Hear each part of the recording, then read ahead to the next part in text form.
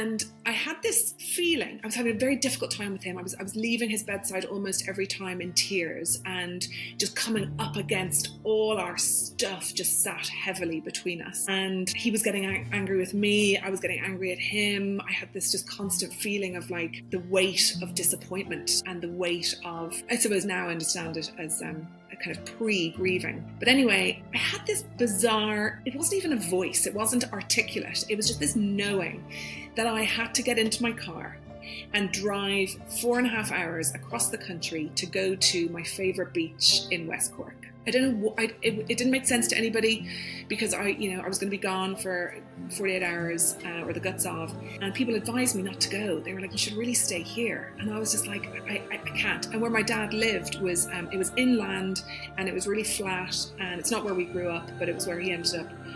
And I just felt so completely uninspired by the landscape. And every time I'd go outside for a walk to try and get a breather, try to rejuvenate, I couldn't get anything.